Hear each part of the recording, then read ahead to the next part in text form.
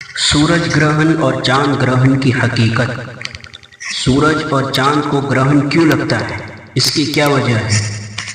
तो ये अल्लाह तबारक व तआला की कुदरत के निशाने हैं, और कभी कभार अल्लाह तबारक व तआला ऐसा कर देते हैं ये जाहिर करने के लिए कि जो ज़ात सूरज से रोशनी देते हैं और चांद से चांदनी देते हैं, वही ज़ात उन दोनों को मांद कर देने पर भी कादिर है।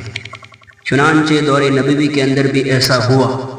अल्लाह के रसूल सल्लल्लाहु अलैहि वसल्लम के साहबजादे हज़रत इब्राहीम रज़ियल्लाहु ताला अन्हु के इंतकाल के मौके पर सूरज ग्रहण हो गया, और उस ज़माने में लोगों का ये ख़याल था कि किसी बड़े आदमी की पैदाइश या उसकी वफ़ात की वजह से सूरज को या चाँद को ग्रहण लगता है।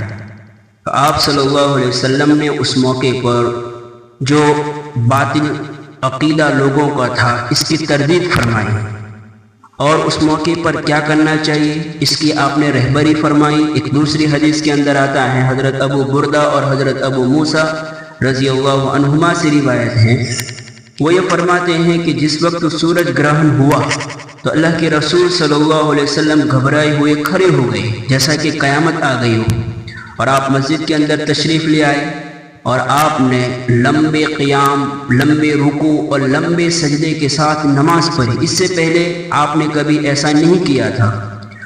और उसके बाद आप सल्लल्लाहु अलैहि वसल्लम ने फरमाया कि ये अल्लाह तबारक व तआला की कुदरत की निशानियों में से हैं, और अल्लाह तबारक व तआला उसको भेजता है। ये किसी की पैदाइश या किसी की मौत की वजह से नहीं होता। और आपने फरमाया कि जब तुम ऐसा देखो तो अल्लाह तबारक व तआला के ज़िक्र में, दुआ में, इस्तिग़फ़ार में और नमाज वगैरह में मशगूल हो जाओ। इस मौके पर लोगों के अंदर कुछ बातें जो कई सालों से चली आ रही हैं कि जिस वक्त सूरज ग्रहण या चाँद ग्रहण होता है तो इसकी वजह से आम इंसानों पर या हामिला ख़वातीन पर इसके असरात पड़ते हैं। ये सारी की सारी बातें मनगढ़ंत हैं और इसी तरह वहम और वसाविस है। शरीयत के अंदर इसकी कोई असल नहीं है।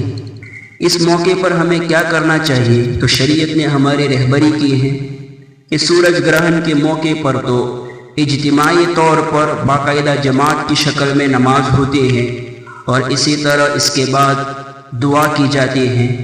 चाँद ग्रहण के मौके पर भी शरीयत ने हमारी रहबरी की है, और उस मौके पर फुक़हा ने लिखा है कि तन्हा नमाज अदा करनी चाहिए 2 रकात। इसी तरह इस्तिग़फ़ार, दुआ और ज़िक्र में मशगूल रहना चाहिए जब तक कि सूरज को जो ग्रहण लगा है ये ख़त्म हो जाए, और चाँद को जो ग्रहण लगा है वो ख़त्म हो जाए।